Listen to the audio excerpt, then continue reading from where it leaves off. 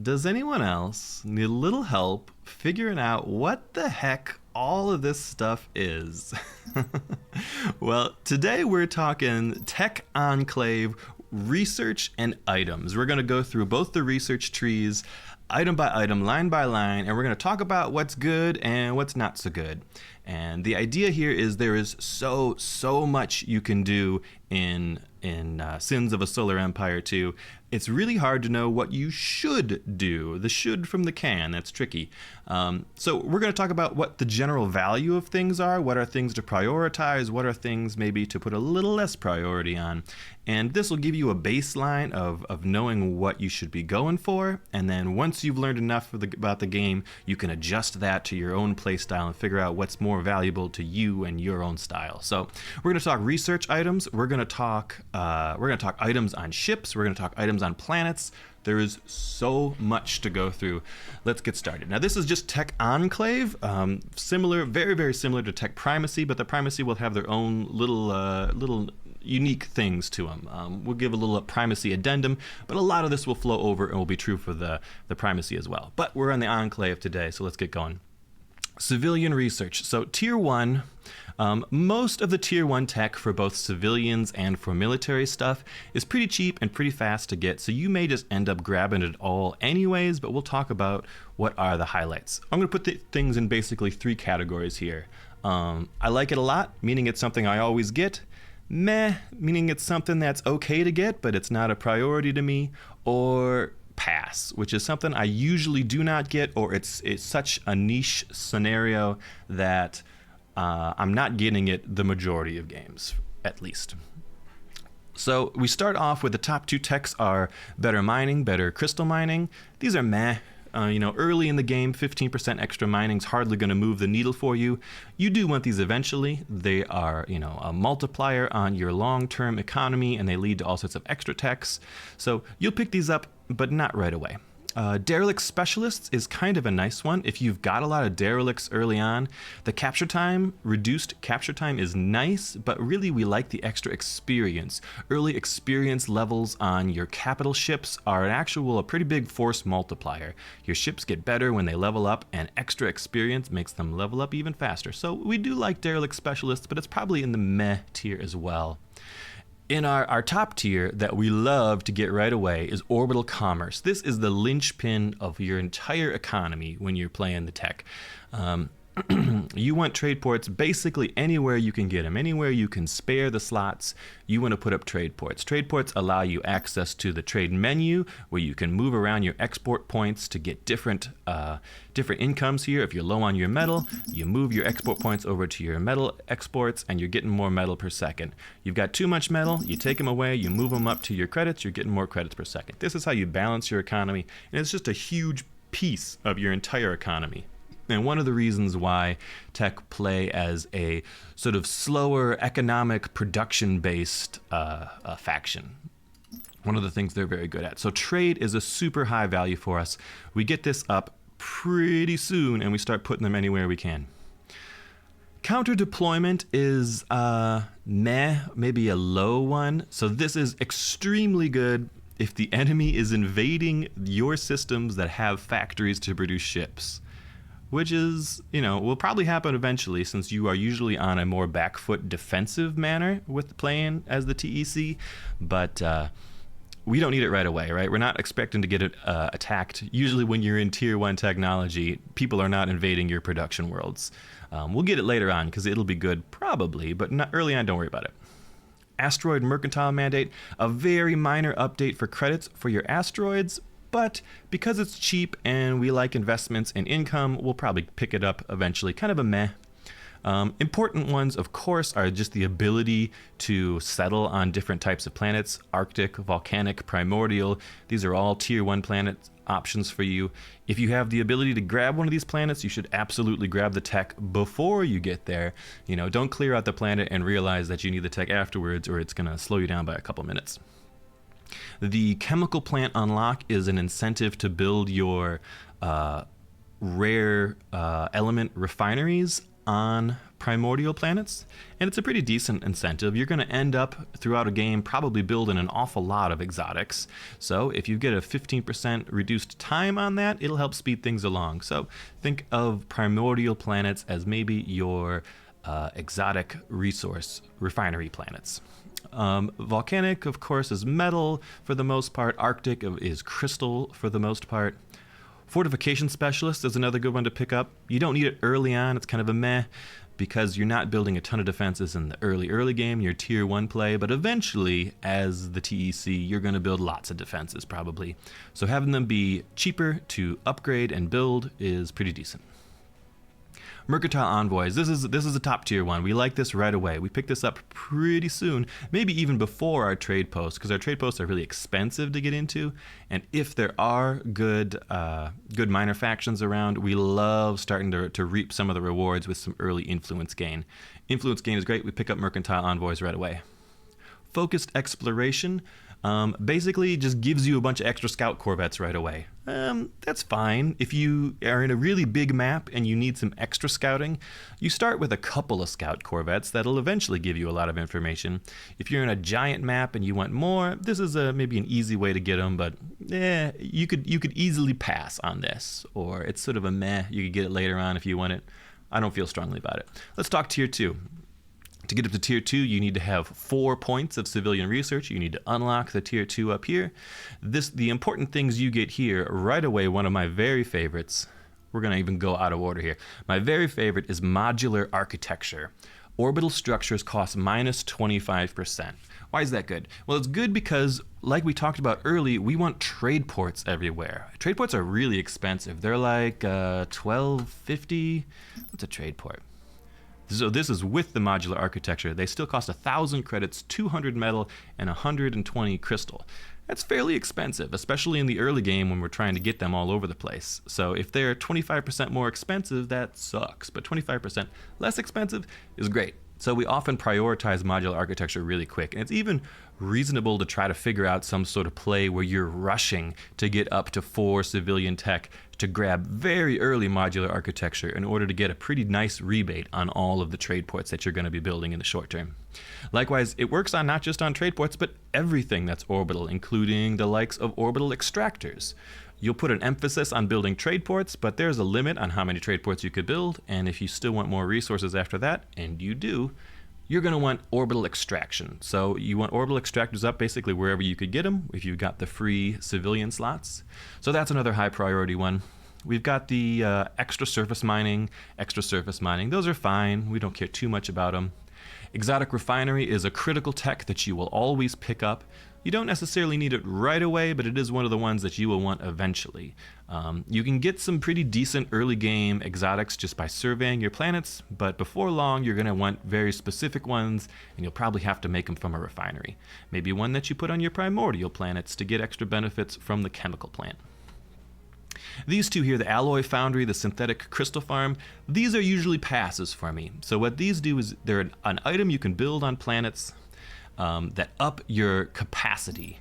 So the capacity meaning you'd get 3 extra empty slots to put in more of your export points for trading.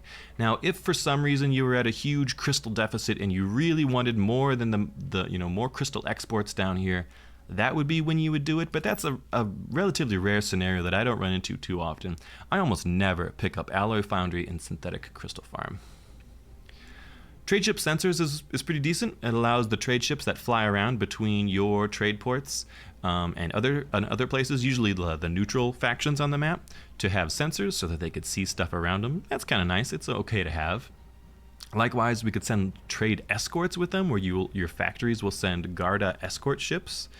This is probably a pass for me. It's maybe okay if the AI is lightly picking on some of your trade ships to protect them with an escort ship, but it's not very good. Skip that one. Regional government unlock is a pretty good government building. I like that a lot. I pick it up frequently. Open up oceanics is good if you have access to oceans. We can do a lot of fun stuff with oceanic planets. Notably, they are good for credit income, and we use lots of credits, so we love it. We can also get ice processing facilities. This can kind of well, it doesn't even specialize the ice planets, actually. It just gives us a little extra crystal, and as a whole, influence recharge rate for our minor factions. So we like that too. Of course, unlocking more development slots for our specific ice or volcanic planets is always good. Rapid development is fine. 10% is kind of negligible. Often this is a pass for me, or so low in the priority I'm getting it way later when I'm already sort of rich, kind of a luxury. Likewise with catastrophe recovery, I probably don't care about how fast my planet health is regenning, except in very rare scenarios, so that's a pass for me. Command bunker is okay. This is something you could put on your frontline bunker planets to get some extra military slots. And geothermal smelter is great. This incentivizes faster factory unit build time, so it incentivizes us to build our unit producing factories on volcanic planets so that they then work more efficiently and build faster. Geothermal smelters are great, and I get them all the time. Desert colonization, of course, is what it is. Favored client discount to make cheaper pricing, cheaper selling, or just buying, not selling. This is often a pass for me. I don't do too much buying. If for some reason my economy was very imbalanced and I was having to buy a lot of stuff, I might pick it up, but 10% is not a whole lot, fairly negligible unless for some reason you're moving huge amounts of resources on the market. Prestigious investments is great. Extra influence points, we can't get enough of them. Interstellar Networks unlocks our broadcast centers so that we could start putting culture out into our empire. Now, the biggest reason to do this for the TEC is that culture gives us 10% increased commerce credit income. And that's usually pretty good because a lot of our planets are making a lot of commerce, especially, your starting planet. 10% more is probably roughly 2-ish per second. So even just enough to get into your home planet is a nice little economic boost. And then we have other boosts that we get from culture later on, so some investment in some broadcast culture is usually a pretty decent idea, but it's sort of maybe a meh tier here. It's not something we're rushing for, but can be good. War reporter training I actually rather like a lot. This gives us extra influence points that we could just put right onto ships. It's fairly cheap, and we like that because sometimes we need a little extra influence points to get to the good stuff. The difference between here, 5 influence points total and up to 9 influence points is a huge gap in technology, right? So it's really tough to get past 5. So if I need more than 5, I usually do that with war reporter items put on ships. Media conglomerates, not such a good one. I often skip it. It'll give you extra influence as well, but only if that planet is sort of specialized in building lots of their broadcast centers. Foreign sabotage. So this is if your culture is stretching out into enemy territory, it makes shipyards in that factories or refineries even in that enemy territory work less efficiently. It's okay, but it's sort of a low priority unless for some reason I'm really culturally dominant, which is not typically a priority for me. Once we get up to tier 3, so we've got some interesting stuff and a lot of meh. Extra orbital extraction, 10%, fairly negligible, but more is more, so it's sort of a meh tier. We'd like it eventually. Orbital mining unlock, this is also kind of a meh or a low priority to me. Raising your orbital extraction, 50% is a large number, but because we're often using a lot of our orbital slots on trade rather than on orbital extraction, we usually don't get the best bang for our buck from this. So it's a skip for me often. Extra crystals, meh.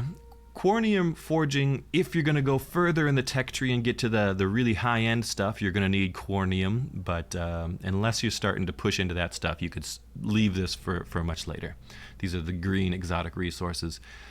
We love huge cargo holds because we're making so many trade ports everywhere. Making those trade ports create 25% more is fabulous. This is a high priority pickup for. Fulfillment warehouses, kind of meh. They're a little expensive and they just add 1 extra trade capacity. It's okay, we'll talk about them with items. Heavy trade escorts, again, we're probably not leaning into the trade escorts, so this is a pass probably for me. Maybe a meh at best. Expedited permits is decent, 25% reduced orbital structure build time. We can work with that. We're going to be building lots of orbital structures, and building them faster is a good thing.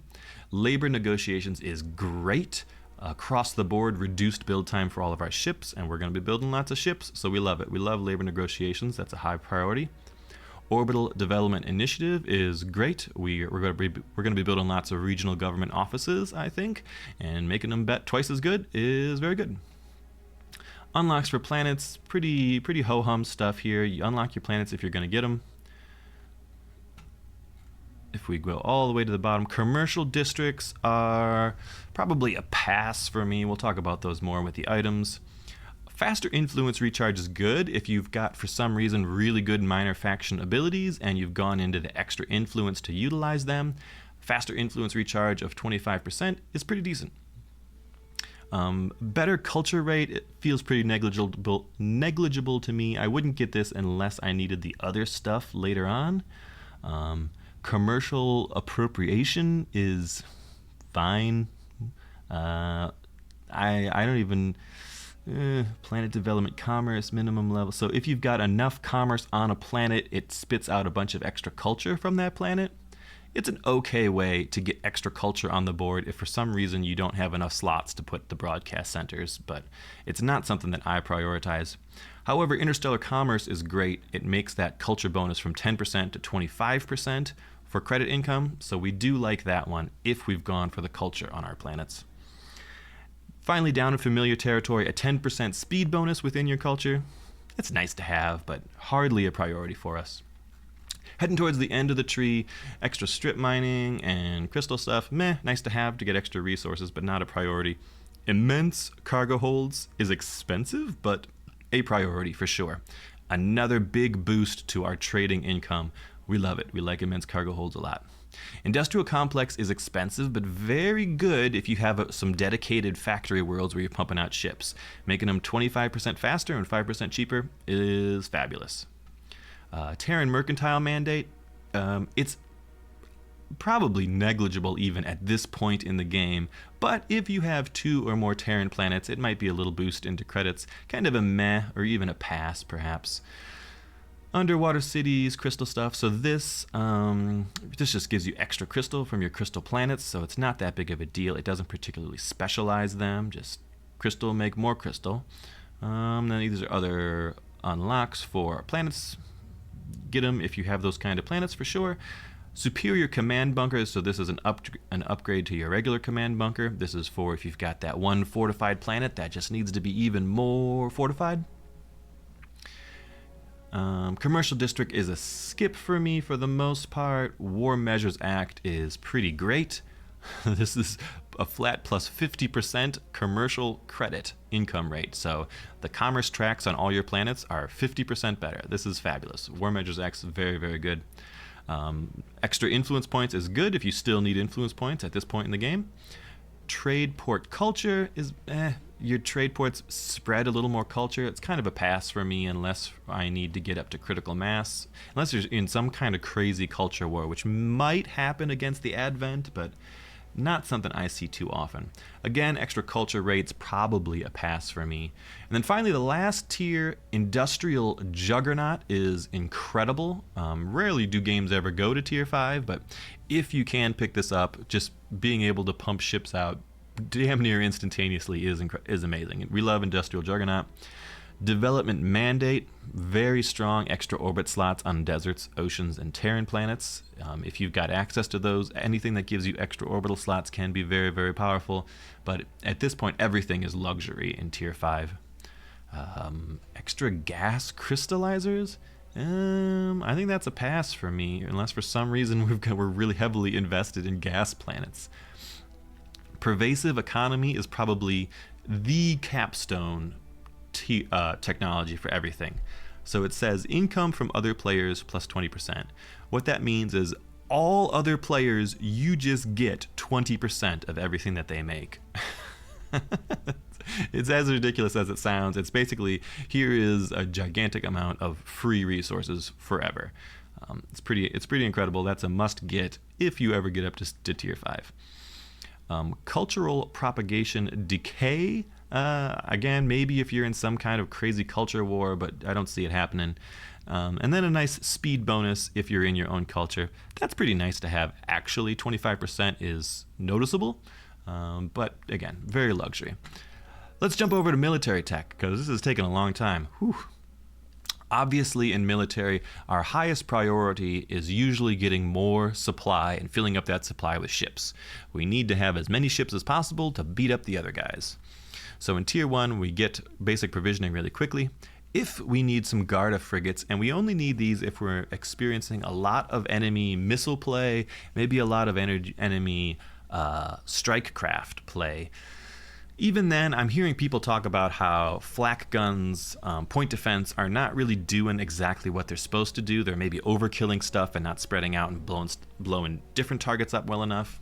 You may end up wanting some flak frigates, but early on they're not a priority, usually.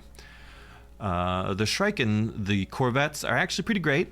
But more so if you're going sort of that Sova carrier type play, you could safely ignore these. They're best at chasing down stuff that's trying to flee or maybe trying to sneak into your backlines like enemy raiders. But you could live without them, and for the most part, their role is kind of fulfilled by light frigates. Prova jump computers make our scouts go a little faster. It's a meh or a pass for me, you know. If for some reason you really, really want to focus on some scouting all over the galaxy, it does make your scout corvettes move a fair bit faster.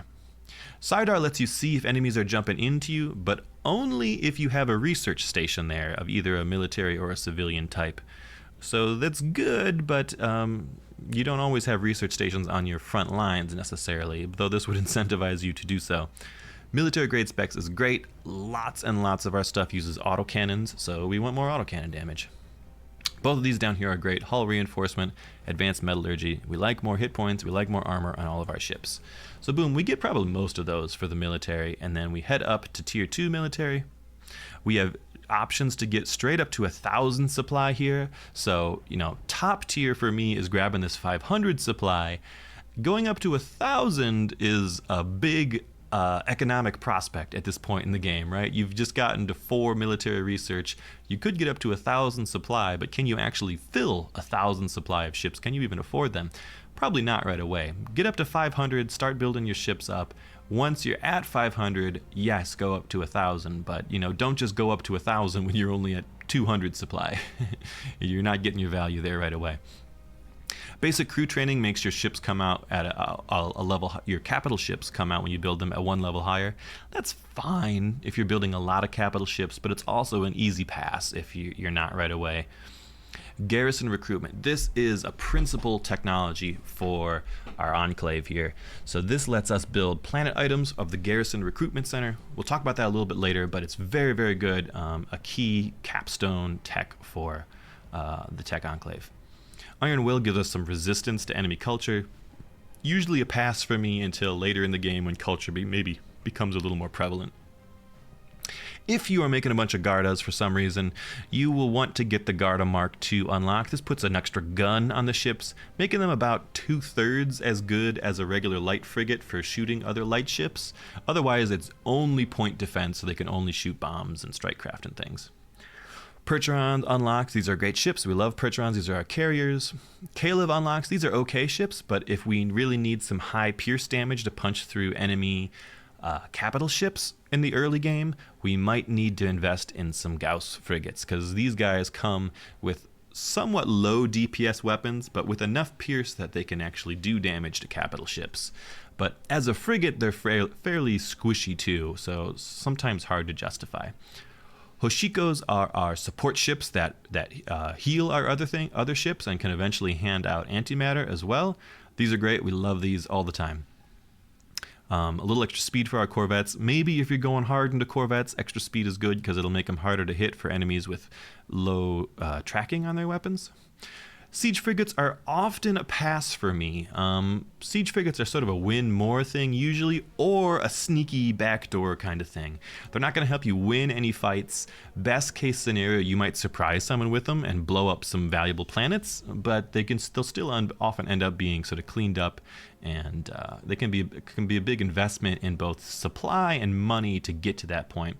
Not a priority for me. I would rather win the sky battle and then slowly blow up a planet than not win the sky battle and then blow up a planet, because the battle in the skies is the whole thing, right? If you've lost your fleet but did some damage to their planet, that's no good. You'd rather blow up their fleet first. Hangar defenses are very good. We already have pretty good defensive options, but hangars are always fine to have.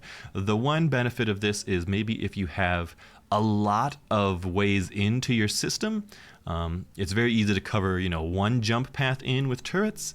But if there's a lot of different ways enemies could be coming from, hangars, of course, can send out strike craft to defend anywhere in the system, right?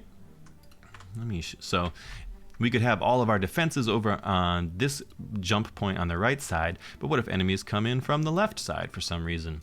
Well, then all these things aren't shooting at them. They could come up and bomb the planet safely without us even being able to fight them off. But if we had hangars, the strike craft could fly anywhere they need to be in the system to defend.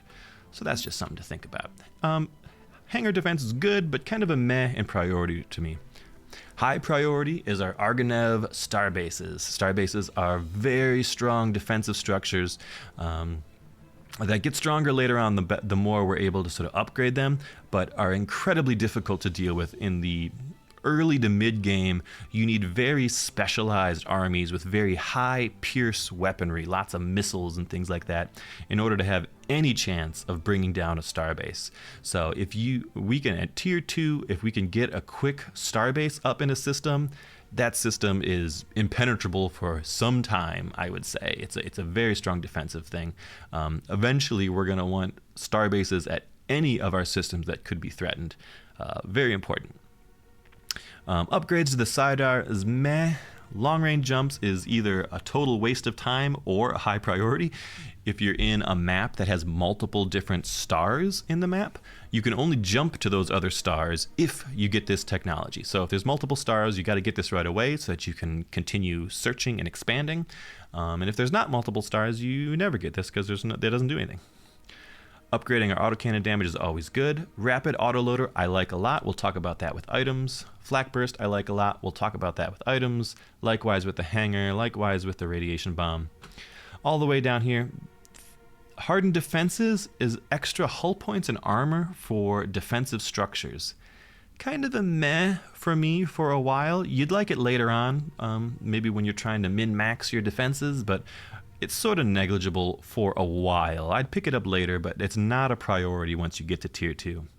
What I do love is repair droid unlocks. This both makes it so that your retrofit bays can actually heal the stuff around them, which is a really strong defensive benefit. A line of turrets with retrofit bays behind them to heal the turrets is a tough nut to crack.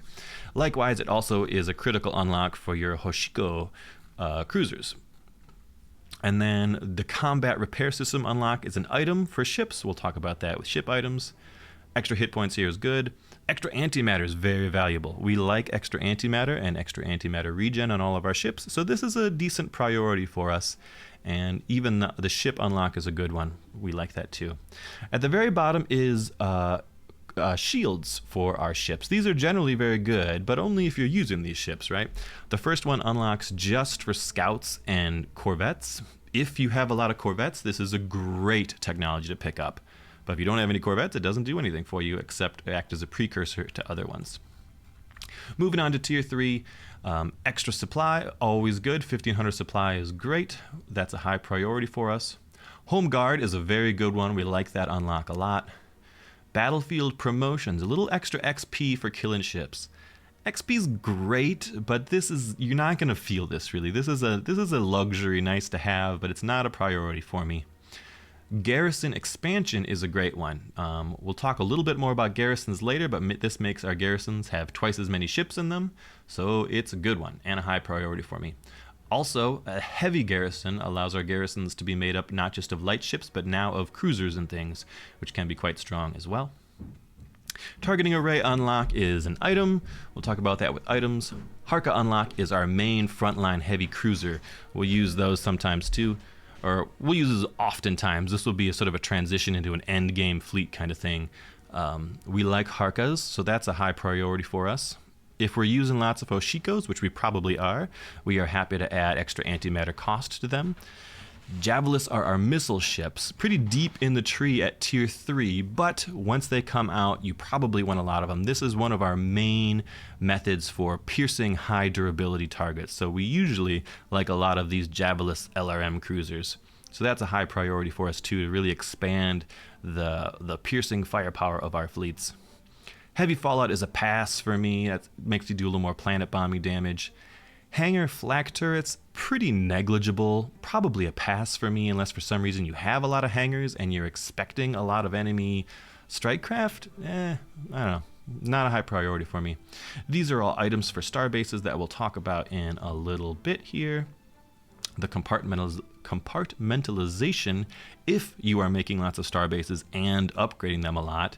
Compartmentalization is kind of cost effective, but I don't know, it would have to be a pretty big game with a lot of star bases to really sort of pay out value for you.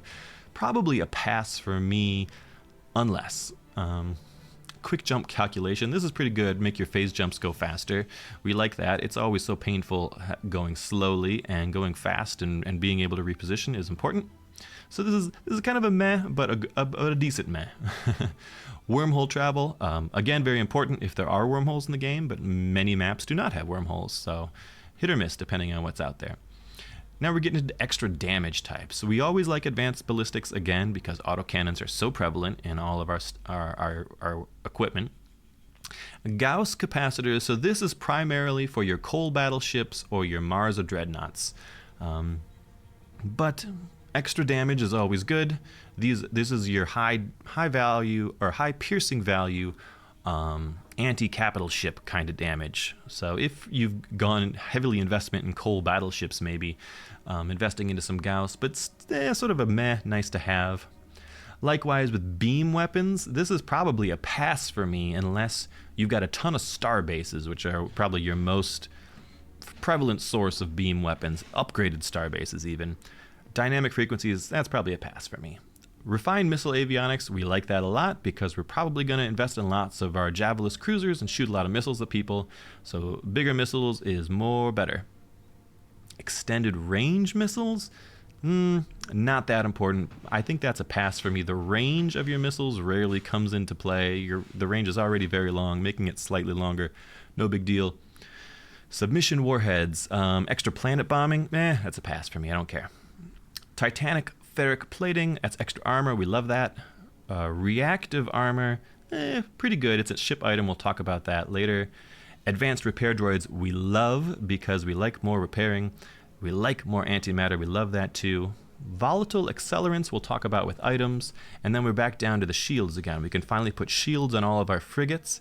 If we're still using a lot of frigates in tier 3, which is fairly likely, this is a really nice upgrade. It's a lot more survivability for our frigate class.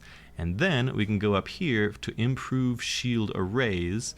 If we're investing in shields or we need the later shield tech, we got to get this, but otherwise it doesn't excite me very much.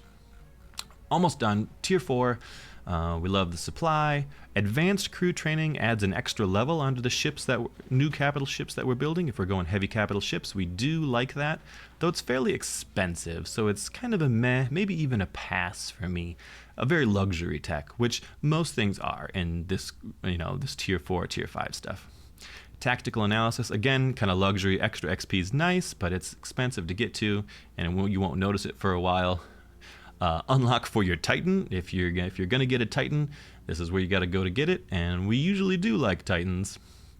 The Ogrov unlock is our heavy siege cruiser. We need this to bust really tough star bases or maybe really tough enemy Titans kind of thing. So this is a guy that does super high piercing damage to get through those super high durability targets. And not necessarily a fleet battle kind of thing, more of a anti-starbase kind of thing. These are even more upgrades for our starbase. We'll talk about those when we get to items.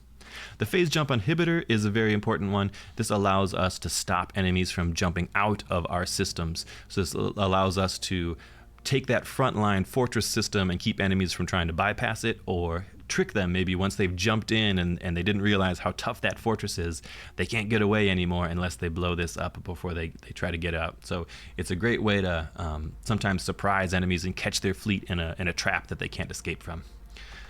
Failsafe jump plotting makes Proba scout corvettes ignore phase inhibitors. This is a pass for me unless for some reason you really need to scout behind enemy lines. Very niche. Upgrades to autoloaders, I actually like that one a lot. Upgrades to Gauss weapons, we talked about Gauss weapons. We'll talk about more when we get to the items. More beam output, that's probably a pass for me. Extra missiles, yes we like. Missile guidance, maybe we like. We'll talk about it with items. More items, we'll talk about all those later on. All the way down to advanced maneuvering to make better turn speed for our capital ships. It's not often that you're bottlenecked on your turn speed for capital ships. A very niche, nice to have, but you could easily pass it. We do love extra damage control for more hit points and hull regeneration. And then finally, we can move down into more shield stuff. Critically here, this one is very good. Finally getting some extra shields, a big juice of extra shields onto all of your cruisers. And at this point in time, you are likely to have an extremely cruiser-heavy lineup. So if you've gone into the earlier stuff, you can finally get some good, solid shields on your cruisers. This is a great tech. Finally, Tier 5, the ultimate luxury stuff. You can, again, double the value of your ship garrisons. That's quite good if you get to this point in the game. Having free 500 supply of ships flying around is always useful. More items for our star bases. We'll talk about those with items. Twin fortresses, one of the key capstone techs for us as well. The ability to build a second fortress in each of your territories. No longer do they have to get through one star base, they've got to get through 2 star bases. Extremely difficult to deal with. You can basically build defensive configurations here that enemies will never be able to get. Some enemies will never be able to get through without outrageous applications of strength. We love more autocannon damage, we love more missile damage, we love more armor strength, and we love more shields. What more is there to say? Alright, that's a lot of tech. Let's go into items. So items are a little bit different for each ship, but for the most part they're the same. We'll start with capital ship items. And the reason they're different is because ships have different weapon loadouts, so you don't have the opportunity to build certain loadouts on things that don't already have access to them. We can't build our reserve squadron hangars on our coal battleships because our coal battleships don't have any squadrons, so adding extra squadrons to them isn't a thing. Anyways, let's go. Looking through offensive stuff, radiation bomb is something you have access to very early in the game. This is kind of okay. It targets an enemy and does a wide radius around them and a sort of a low damage, long duration decay of hit points for them. And you can even upgrade this to be about twice as good. So if the enemy is going to be a blob of a lot of like small light frigates, this is a decent way to put extra damage on them. It's relatively cheap, so if you're going to go fight the enemy and he's got 30 light frigates that are all stacked on top of each other, if you drop this on him, it's a decent way to put a lot of extra damage out too. I like 1 or 2 radiation bombs in the early game, though they're going to sort of fall off in efficacy. Though, extra damage is always good, and it is a wide AoE. It's all right. It's all right. You could do worse. Next up, autoloaders. I actually rather like autoloaders. So it says it increases our physical weapon reload, and it's not exactly clear what physical weapons are, but just as a rule of thumb, this is great on your coal battleships and your Marza dreadnoughts, who are your main sort of physical damage dealing. They're the most shooting of stuff. This gives us a passive weapon reload and an active large weapon reload buff. So for 30 seconds, you're doing basically twice as much damage. It's a very nice buff and relatively cheap. It does cost 1 red exotic, but I still really love to put these on my coal battleships and my Marza dreadnoughts. Rapid autoloaders, pretty good. Targeting array, mostly a pass for me. A little extra range on your weapons. It rarely comes into play. It really makes a big difference. ships are able to close range fairly easily and then just start slugging out with each other is the usual way things turn out. If for some reason you're in a unique sort of kiting kind of scenario, extra range might be useful, but this is an easy skip in most scenarios for me. Missile guidance computer, we do like extra missile damage. This is very deep in the tech tree. I think this might even be tier 4. Yeah, it is. So it's kind of a luxury, but if you've got a lot of missile ships at that point in the game, and you probably do, this is just an aura where your entire fleet of missile stuff will do 10% more damage. So that's pretty decent. It's all right to get. High yield warheads is a hard pass for me. Again, I don't really care about, if I'm already bombing a planet, I don't care if I'm bombing it slightly faster. Heavy Gauss slugs, this is also a deep tech. This is, I think, again, tier 4, but pretty strong. So the Gauss weaponry on our ships, especially our coal battleships, has 2 of them. Our Mars Dreadnought has 1 of them. The Gauss weaponry is high piercing damage. So this is your anti-capital ship weaponry, mostly on your capital ships. So doubling it, basically, I think it's 100%, isn't it? Yeah, 100% damage all the time. Pretty solid upgrade. Again, it's quite expensive because it's deep in the tree, but if you've gone down that tech of upgrading all your Gauss, and I think it's an easy add to your coal battleships, maybe to your Mars Dreadnoughts as well. Let's look over at defensive stuff. The armor patch kit is a very early game thing.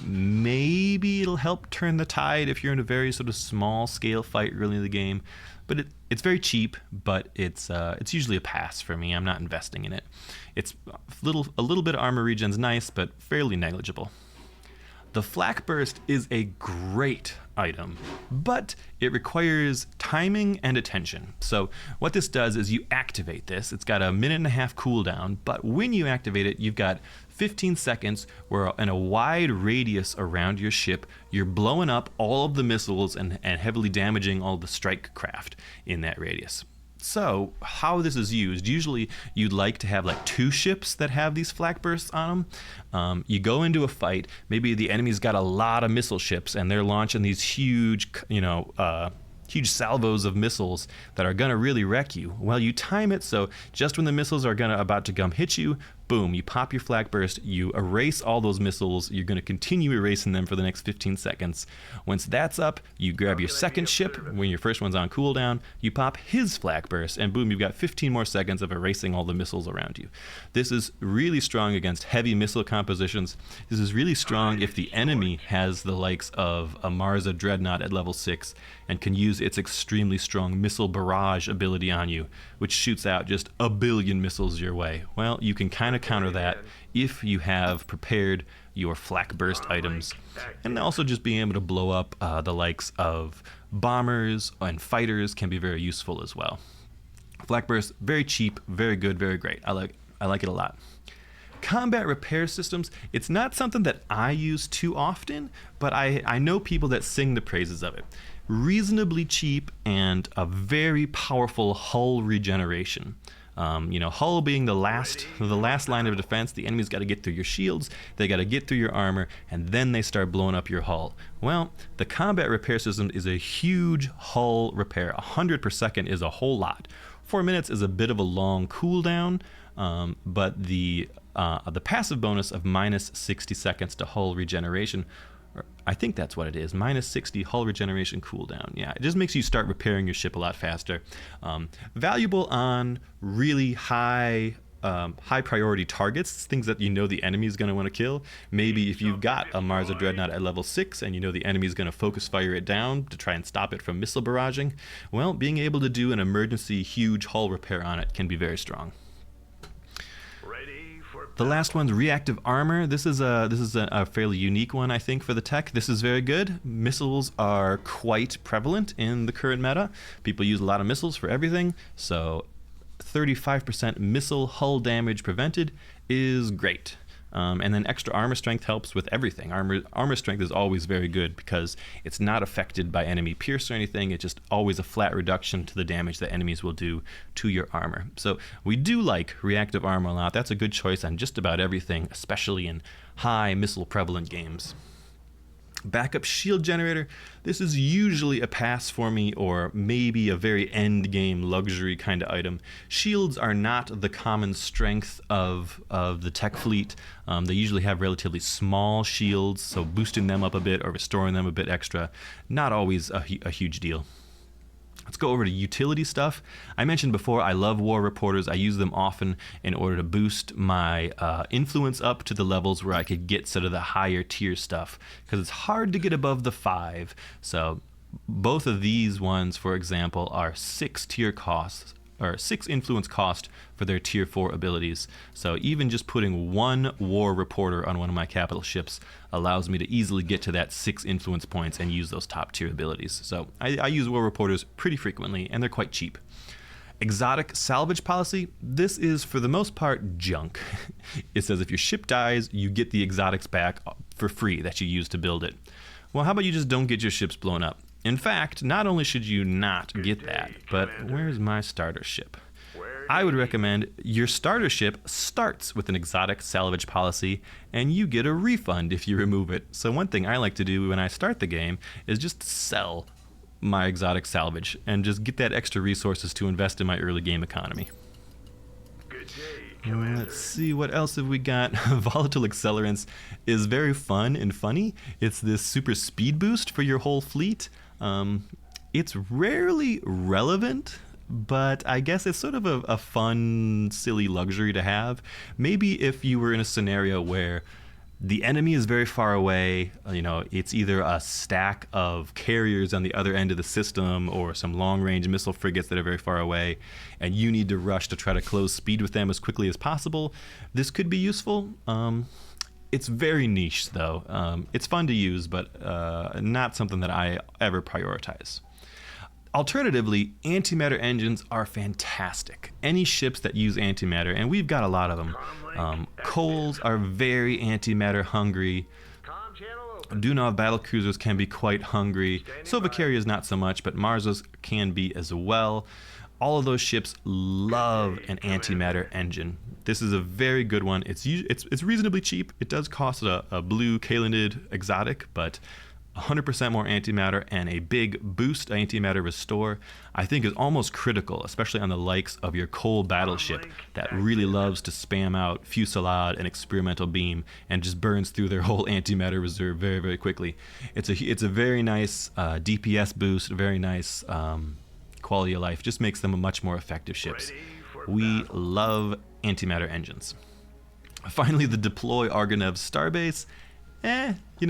I've never really used it to good effect. It's a very, very end game, huge battle kind of thing. You go to have a crazy battle with the enemy you're gonna be fighting for some time, or even if you're just kind of moving around a very large galaxy on the end game and trying to secure territory, being able to deploy starbases right off of your ship can be useful. It's nice, it's good, but very, very much in the luxury category. If we pop along to other stuff, we do like reserve squadron hangars on anything that could hold them, which I think is just the Dunov and the Sova. And that's about it for ship items, I think. Oh, we also have items for our Titan. For the Enkelon Titan, critical for the Titan is picking up beams. Adds 8 extra heavy beams. That's 8 times 63 DPS for, I don't know, what's that, 480 more DPS, something like that. A gigantic damage increase for your Titan. Likewise, a huge amount of missiles. We love the missile battery add-on. These are 2 critical upgrades. You want to get these right away for your Titan as soon as you've built it. Other stuff is a lot more just sort of nice to haves.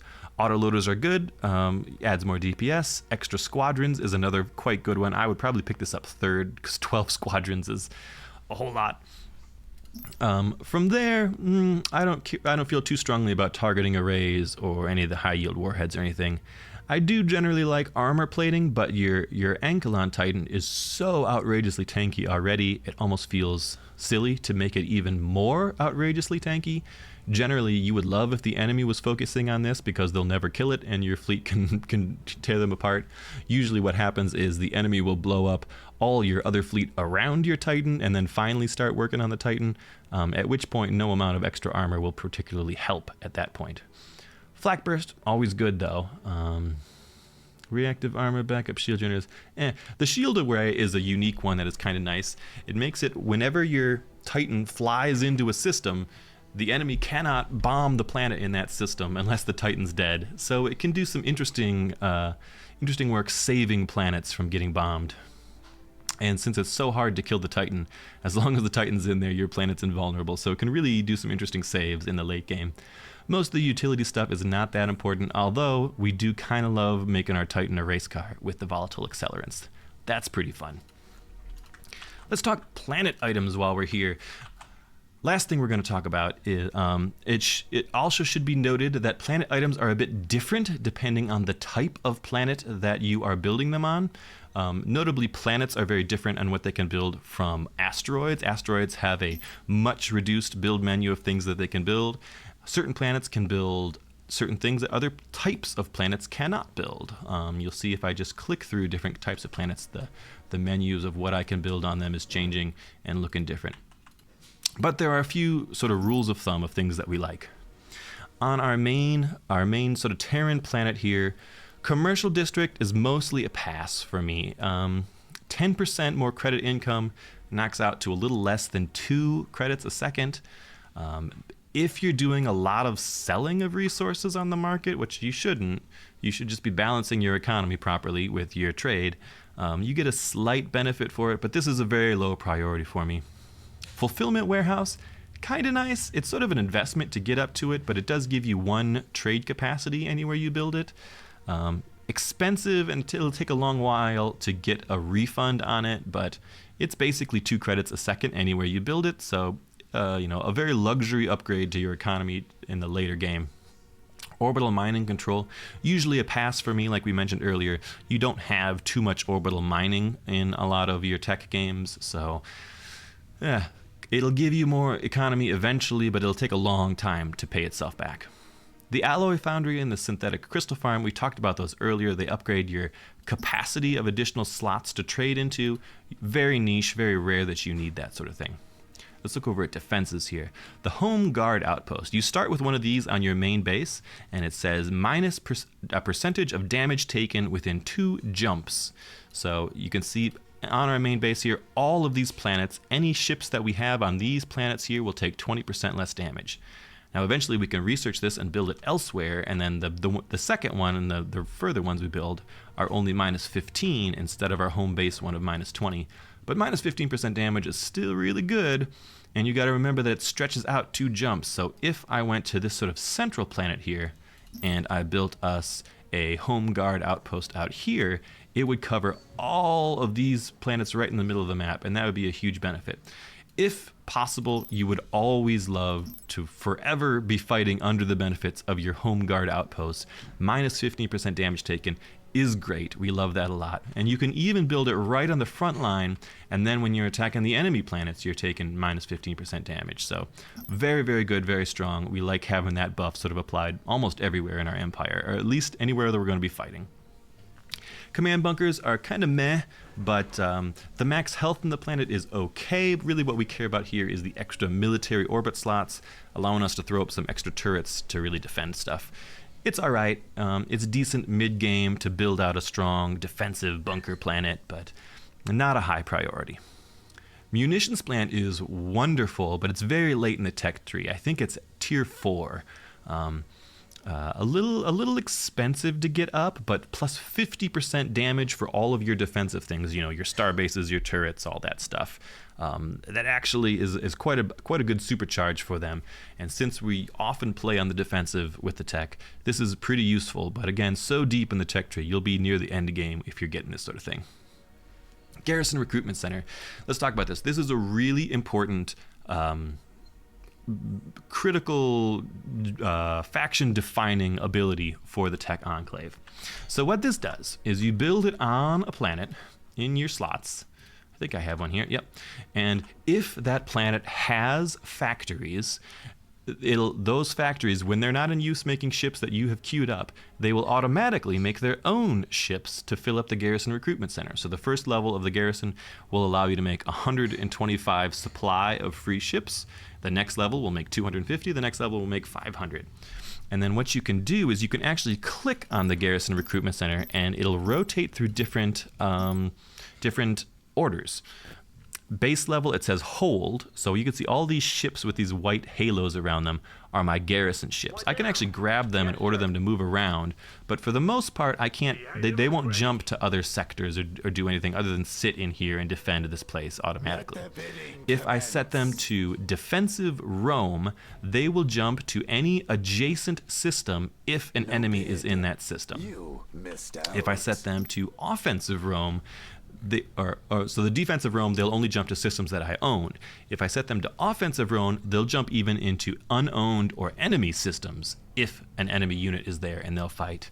So this is a really interesting way to have free fleets to defend your territory. Or if you've done it right on the front line, if we had a garrison up here right on the border with our enemy, we could turn it to offensive roam.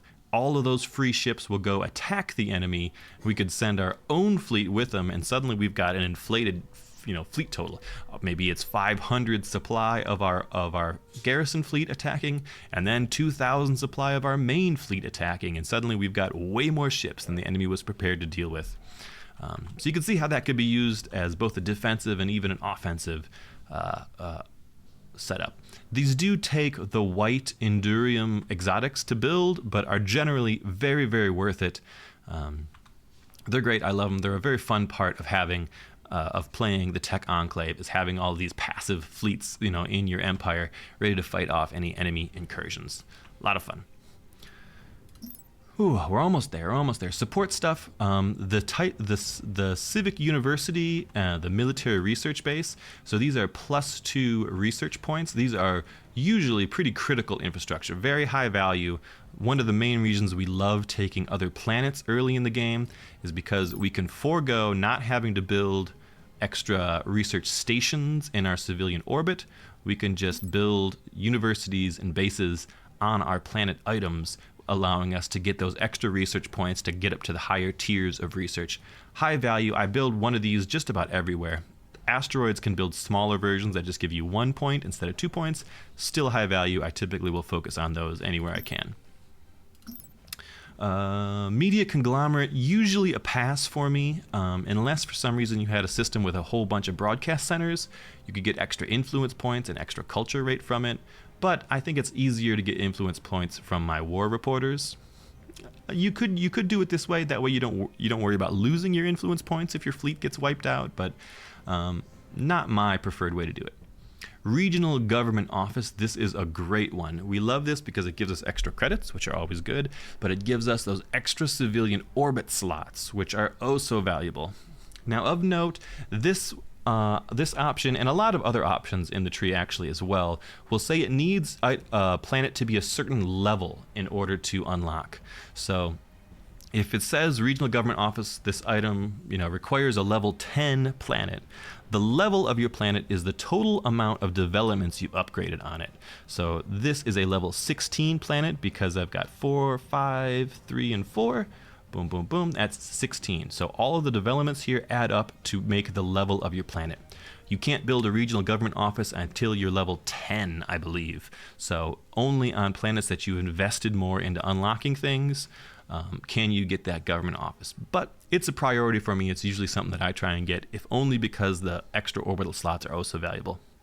Then the industrial complex is a really great one. Lets us make ships faster, only really useful wherever our forward, ship planet is. Usually you like a forward planet with a whole bunch of factories in it, and in this sort of space is where I would build that to make those factories even more efficient. I don't think there's anything else really worth talking about. Obviously, there's certain specific items. I even covered those earlier. Geothermal smelters, a good choice on your volcanic planets, on your ice planets, the ice stuff, the ice specific ones. Where are you at, ice one? Your ice processing facilities are good. These specific chemical plant type things, those are almost always good choices on those specific types of planets. Anything else really to note on our asteroids? Meh, not so much. Not so much. That's it. That's all you need to know. Everything you could have ever wanted to know about items, about technology. Whew. We've gone almost an hour, almost exactly. Thanks for watching, guys. A lot of this carries over to the TEC primacy, though we may need a little addendum follow-up about their specific tech as well. But if you've been watching, now you've got everything you need to know about playing the TEC Enclave, and at least knowing what's good and what is not so good, not such a priority. Hopefully that helps you with some build orders, with knowing where to invest your valuable time and money into. As always, we've got some really great players with really excellent knowledge that often drop the deep lore in the comments. So check down below and see if there's anything I missed or any addendums and updates that people might feel strongly about. There'll be lots more Sins of Solar Empire coming up, and thanks for watching. Take care.